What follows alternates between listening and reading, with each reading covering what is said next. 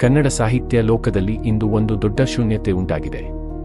ಕನ್ನಡದ ಶ್ರೇಷ್ಠ ಕಾದಂಬರಿಕಾರ, ಚಿಂತಕ, ತತ್ವಶಾಸ್ತ್ರಜ್ಞರಾದ ಡಾಕ್ಟರ್ ಎಸ್.ಎಲ್. ಭೈರಪ್ಪನವರು ನಿಧನರಾಗಿದ್ದಾರೆ. 94 ವರ್ಷ ವಯಸ್ಸಿನ ಭೈರಪ್ಪರು ತಮ್ಮ ಬರಹಗಳ ಮೂಲಕ ಕನ್ನಡ ಸಾಹಿತ್ಯಕ್ಕೆ ಅಮೂಲ್ಯ ಕೊಡುಗೆಯನ್ನು ನೀಡಿದ್ದಾರೆ. ಡಾಕ್ಟರ್ ಭೈರಪ್ಪರವರ ಜನನ 1931 ಆಗಸ್ಟ್ 20ರಂದು ಹಾಸನ ಜಿಲ್ಲೆಯ ಸಂತೇಶಿವರ ಗ್ರಾಮದಲ್ಲಿ. ಅವರು ಸಣ್ಣ ಹಳ್ಳಿಯಲ್ಲಿಯೇ ಬೆಳೆದರೂ ಬಾಲ್ಯದಿಂದಲೇ ಅಧ್ಯಯನಾಸಕ್ತಿ ಮತ್ತು ಕುತೂಹಲ ತುಂಬಿಕೊಂಡಿದ್ದರು. ಕಠಿಣ ಪರಿಸ್ಥಿತಿಗಳ ಮಧ್ಯೆಯೂ ಶಿಕ್ಷಣವನ್ನು ಮುಂದುವರೆಸಿ ಅವರು ಮೈಸೂರು ವಿಶ್ವವಿದ್ಯಾಲಯದಲ್ಲಿ ತತ್ವಶಾಸ್ತ್ರದಲ್ಲಿ ಎಂಎ ಹಾಗೂ ನಂತರ ಪಿಎಚ್ಡಿ ಪದವಿಯನ್ನು ಪಡೆದರು. ಭೈರಪ್ಪರು ಶಿಕ್ಷಕರಾಗಿ ಮತ್ತು ಪ್ರಾಧ್ಯಾಪಕರಾಗಿ ದೀರ್ಘಕಾಲ ಸೇವೆ ಸಲ್ಲಿಸಿದ್ದಾರೆ. ಅವರು ಮೈಸೂರು, ಧಾರವಾಡ, ಬೆಂಗಳೂರು ಸೇರಿದಂತೆ ಅನೇಕ ಕಾಲೇಜುಗಳಲ್ಲಿ ಬೋಧನೆ ನಡೆಸಿದರು. ತತ್ವಶಾಸ್ತ್ರದ ಅಧ್ಯಯನ ಅವರ ಕಾದಂಬರಿಗಳಲ್ಲಿ ವಿಶೇಷವಾದ ಆಳತೆಯನ್ನು ನೀಡಿತು. ಅವರ ಸಾಹಿತ್ಯಯಾತ್ರೆ ಬಿಟ್ಟಿ ಕಾದಂಬರಿಯಿಂದ ಪ್ರಾರಂಭವಾಯಿತು. ನಂತರದ ದಶಕಗಳಲ್ಲಿ ಅವರು ಬರೆದ ಪ್ರತಿಯೊಂದು ಕೃತಿ ಕನ್ನಡ ಸಾಹಿತ್ಯದಲ್ಲಿ ಚರ್ಚೆ ಹುಟ್ಟಿಸಿದವು. ಅವರ ಬರಹಗಳಲ್ಲಿ ಇತಿಹಾಸ, ಧರ್ಮ, ಸಂಸ್ಕೃತಿ, ಸಮಾಜದ ಜಟಿಲ ಪ್ರಶ್ನೆಗಳು ಪ್ರತಿಬಿಂಬಿಸಿದವು. ಅವರ ಪ್ರಮುಖ ಕೃತಿಗಳಲ್ಲಿ ಧರ್ಮಶ್ರೀ, ವಂಶವೃಕ್ಷ, ಸಾರ್ಥ, ಪರ್ವ, ಆವರಣ, ತಬ್ಬಲಿಯು ನೀನಾದೆ ಮಗನೆ, ಗುರುಭಂಗ, ನಾಯಿ ನೆರಳು ಮತ್ತು ಇತ್ತೀಚಿನ ಉತ್ತರಕಾಂಡ ಕಾದಂಬರಿಗಳನ್ನು ಉಲ್ಲೇಖಿಸಬಹುದು. ಪ್ರತಿಯೊಂದು ಕೃತಿಯೂ ವಾದಪ್ರಚೋದಕವಾಗಿದ್ದು ಓದುಗರನ್ನು ಗಾಢವಾದ ಚಿಂತನೆಗೆ ಒತ್ತಾಯಿಸಿತು.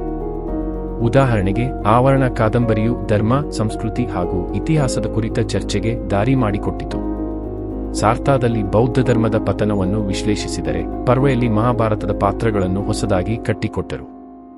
ಭೈರಪ್ಪರ ಸಾಹಿತ್ಯದ ಮುಖ್ಯ ವೈಶಿಷ್ಟ್ಯವೆಂದರೆ ಸಂಶೋಧನೆ ಆಧಾರಿತ ಬರಹ. ಅವರು ಬರೆದ ಪ್ರತಿಯೊಂದು ಕಾದಂಬರಿಗೂ ವರ್ಷಗಟ್ಟಲೆ ಅಧ್ಯಯನ, ಪ್ರಾಮಾಣಿಕ ಮೂಲಗಳ ಪರಿಶೀಲನೆ ಇತ್ತು. ಅದಕ್ಕಾಗಿಯೇ ಅವರ ಕೃತಿಗಳು ಕೇವಲ ಕಲ್ಪನೆಯ ಕಥೆಗಳಲ್ಲ, ಬದಲಿಗೆ ಇತಿಹಾಸ ಮತ್ತು ತತ್ವದೊಂದಿಗೆ ನಂಟು ಹೊಂದಿದ್ದವು. ಅವರ ಕೃತಿಗಳು ಹಲವಾರು ಬಾರಿ ವಿವಾದಕ್ಕೀಡಾದರೂ ಭೈರಪ್ಪರು ತಮ್ಮ ಬರಹವನ್ನು ತತ್ವಶಾಸ್ತ್ರೀಯ ನಿಲುವಿನಿಂದ ಸಮರ್ಥಿಸಿಕೊಂಡರು. ಅವರು ಲೇಖಕನು ಸಮಾಜವನ್ನು ಪ್ರಶ್ನಿಸಬೇಕು, ಜನರಲ್ಲಿ ಚಿಂತನೆ ಹುಟ್ಟಿಸಬೇಕು ಎಂದು ನಂಬುತ್ತಿದ್ದರು. ಡಾಕ್ಟರ್ ಭೈರಪ್ಪರವರಿಗೆ ಅನೇಕ ಗೌರವಗಳು ಲಭಿಸಿವೆ. ಕನ್ನಡ ಸಾಹಿತ್ಯ ಅಕಾಡೆಮಿ ಪ್ರಶಸ್ತಿ, ಸರಸ್ವತಿ ಸಮ್ಮಾನ್, ಪದ್ಮಭೂಷಣ ಸೇರಿದಂತೆ ಅನೇಕ ಸನ್ಮಾನಗಳನ್ನು ಅವರು ಪಡೆದಿದ್ದಾರೆ. ಆದರೆ ಅವರು ಪಡೆದ ನಿಜವಾದ ಗೌರವ ಎಂದರೆ ಲಕ್ಷಾಂತರ ಓದುಗರ ಪ್ರೀತಿ ಮತ್ತು ಚರ್ಚೆ. 94 ವರ್ಷ ವಯಸ್ಸಿನವರಾದರೂ ಭೈರಪ್ಪರು ಕೊನೆಯವರೆಗೂ ಚಿಂತನೆ, ಅಧ್ಯಯನ ಮತ್ತು ಬರವಣಿಗೆಯಲ್ಲಿ ತೊಡಗಿಸಿಕೊಂಡಿದ್ದರು. ಅವರ ನಿಧನದಿಂದ ಕನ್ನಡ ಸಾಹಿತ್ಯ ಜಗತ್ತು ಒಂದು ಮಹಾನ್ ಚಿಂತಕನನ್ನು ಕಳೆದುಕೊಂಡಿದೆ. ಇಂದು ನಾವು ಭೈರಪ್ಪರವರನ್ನು ಕೇವಲ ಕಾದಂಬರಿಕಾರರಾಗಿ ಮಾತ್ರ ನೆನೆಸುವುದಿಲ್ಲ. ಅವರು ಚಿಂತನೆಗೆ ದಾರಿ ತೋರಿದ ಚಿಂತಕ, ಸಾಹಿತ್ಯವನ್ನು ಸಂಶೋಧನೆ ಮತ್ತು ತತ್ವದೊಂದಿಗೆ ಜೋಡಿಸಿದ ತತ್ವಶಾಸ್ತ್ರಜ್ಞ, ಸಮಾಜವನ್ನು ಪ್ರಶ್ನಿಸಿದ ಧೈರ್ಯಶಾಲಿ ಲೇಖಕ.